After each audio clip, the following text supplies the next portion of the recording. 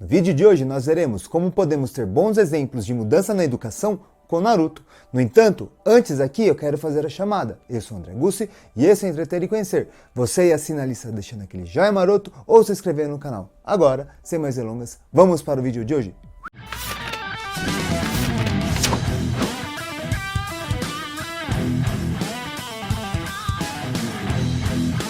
Esses dias me pediram para fazer um vídeo sobre Naruto e na hora eu pensei, putz, moiô. Por quê? Quando começou a passar Naruto foi bem naquela fase que eu estava trabalhando, estudando e tudo mais e eu não tinha tempo para nada. Eu não acompanhei, meio que foi aquele lapso de vida, sabe? Que você só estuda, trabalha e esquece o resto. Não sei. Eu lembrava só dos primeiros episódios de Naruto, principalmente do primeiro tal, e tudo mais. No entanto, eu peguei aqui, eu estava com dois livros que eu estou relendo recentemente, que é o Sete Saberes para o Ensino do Século XXI e o Blended, e eu vi algumas ideias desses livros e lembrei do primeiro episódio e falei, putz, tá aí, dá para fazer um vídeo sobre Naruto agora, sobre isso, sobre a inovação do ensino e como é que Naruto ensina. Calma que eu vou explicar isso já já.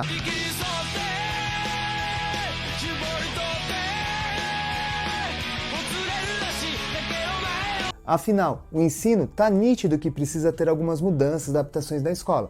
Mas antes aqui eu quero fazer um alerta. Ao se falar em mudança da escola, eu não quero levar o viés da preguiça. Que tem muita gente que fala, tem que mudar o ensino, não sei o quê, com preguiça, tentando menor esforço e tal. Não, a ideia que eu tenho aqui para inovar o ensino é de pegar algo que de fato seja significativo e efetivo para as pessoas que ali estão, que são os estudantes, os alunos. Por quê? Vamos lembrar aqui a função principal da escola, que é formar pessoas para o nosso mundão aí afora. Então, aquele tempo que você passa na escola, na universidade e tudo mais, a função é te preparar para ser uma pessoa melhor e, consequentemente, fazer a sociedade melhor. Ele fala tão bonito. Então, tem muita gente que pensa assim na evolução do ensino, tecnologia e tudo mais, uma forma mais preguiçosa, de ter menos esforços e tudo mais. Não, isso daí não existe.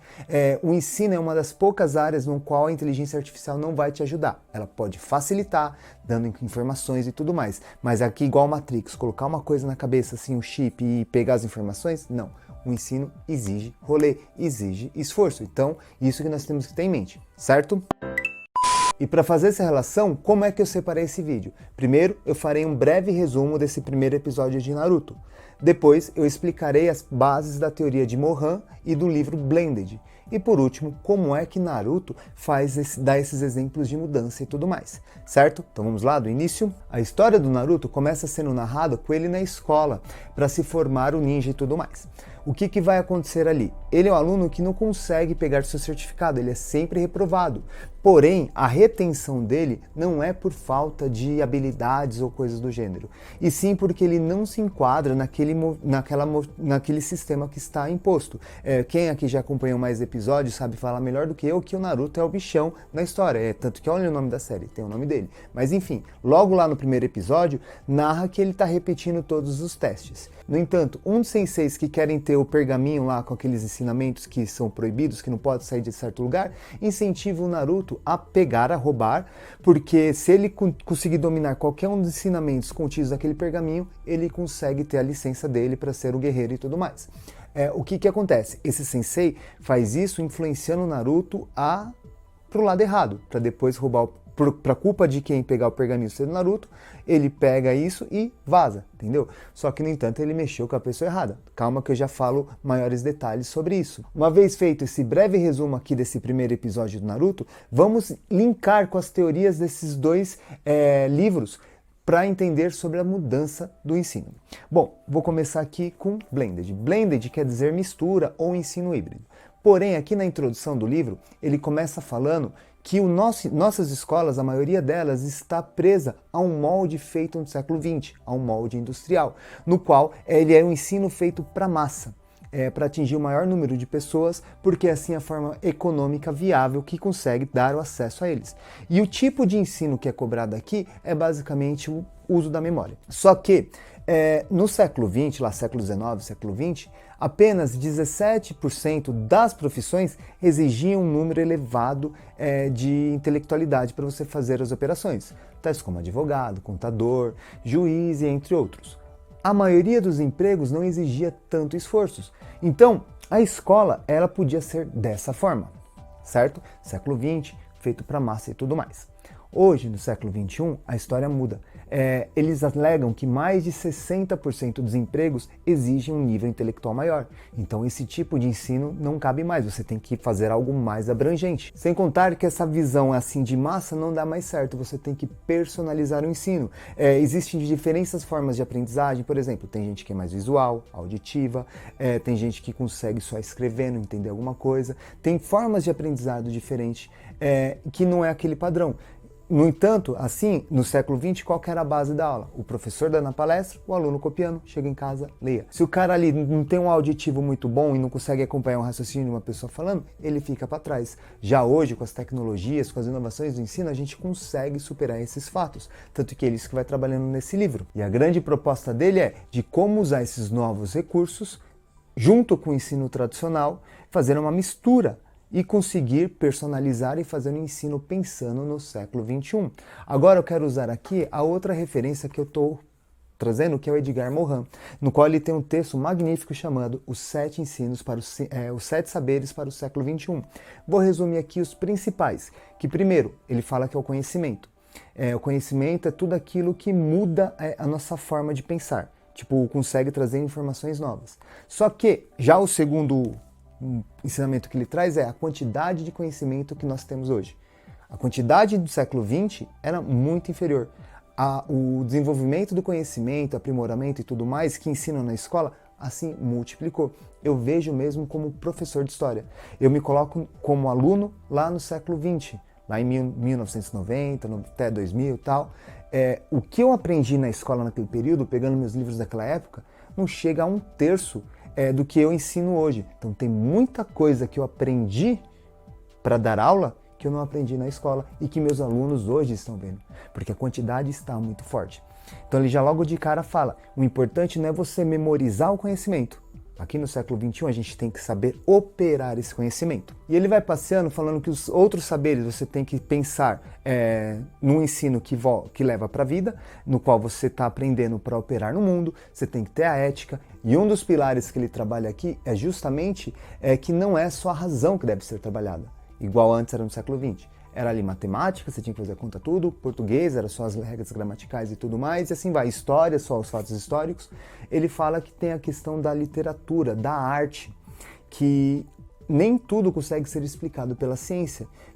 O ser humano, ele cria outros mecanismos de conseguir expor as suas ideias, e a arte é uma delas. Então ele vai falar, não podemos esquecer disso, porque se você pensar só na razão, você fica um robô. Você precisa dessa questão artística para você humanizar, para você lembrar o que é ser humano. Tanto que aqui é uma das chaves, uma das principais inspirações para o meu canal. Olha o nome, entreter e conhecer. O conhecer, a razão, o conhecimento, e eu junto com o entretenimento, como nós podemos tirar ensinamentos de obras que a gente acompanha.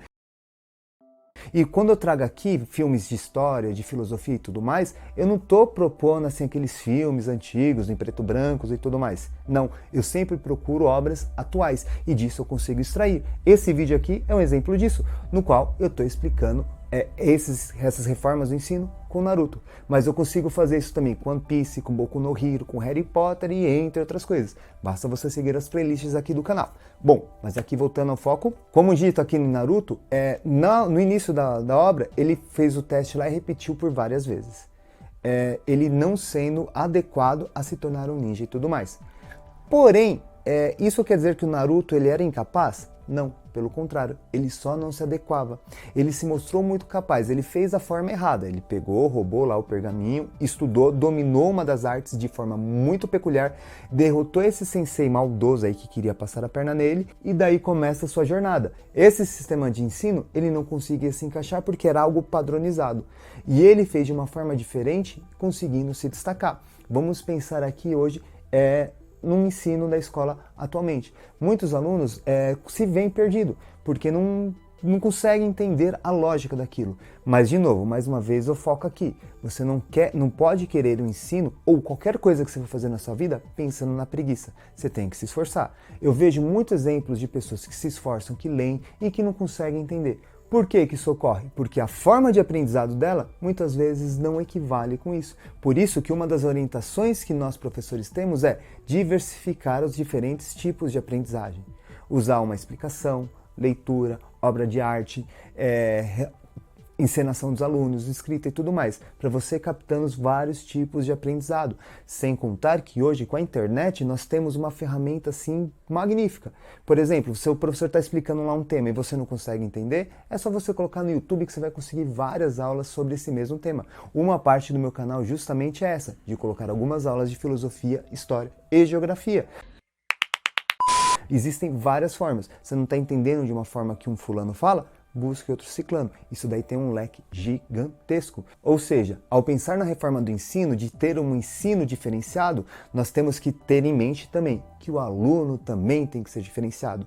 Uma escola diferenciada exige alunos diferenciados. Não adianta só o professor e a escola pensar uma forma diferente, sendo que o aluno age da mesma forma. Então tem que ser uma via de mão dupla, os dois agindo em comum. Porque vamos lembrar, a grande função da escola aqui não é ocupar a atividade, a mente das crianças, tirar tudo mais. É sim preparar para o século XXI e sim preparar para o futuro. Então vamos juntos transformar a escola com isso, junto com o Naruto. Ele tentou uma forma diferente, ele reprovava por preguiça? Não. Ele reprovava que ele não se adaptava. Ele mostrou que ele tinha capacidade, que ele pegou o pergaminho, ele estudou de forma exaustiva e depois disso ele começou estudando, foi desenvolvendo suas técnicas. Então, não é porque você não se encaixa de uma forma que você deve desistir. Tem como você personalizar sua forma de ensino, conforme propõe Blended. Agora todas as peças se encaixaram! Bom, então fica assim. E para encerrar esse vídeo eu queria fazer a pergunta. E você, acha que o ensino precisa de alguma reforma, de alguma mudança? Se sim, qual é a sugestão que você deixa? O que você faz para melhorar a forma de ensino? Seja você professor ou aluno. E lógico, e para encerrar aqui eu não poderia deixar de fazer a sessão agradecimentos, que como sempre vai a ela, a Lilian, que reforma assim meu ensino de vida de uma forma grandiosa, ela estrutura o canal e tudo mais. Muito obrigado, amor. Também quero deixar o agradecimento a todo mundo que pediu para fazer um vídeo sobre Naruto, que não foi só uma pessoa, mas em especial o que mais me incentivou aqui foi o Felipe, que ele fez uma pergunta assim pessoal e me veio todas essas ideias, fora os inscritos que pediram aqui, tá aqui. Agradecimento a você que pediu isso e lógico, não poderia deixar de agradecer aos autores desses dois livros, o Mohan e o Horn e o Staker, e não poderia deixar de agradecer a você que assistiu até aqui. Muito obrigado e até a próxima! Dá tchau, Mimi também fala tchau. Bom, então fica assim. E para encerrar... Desculpa.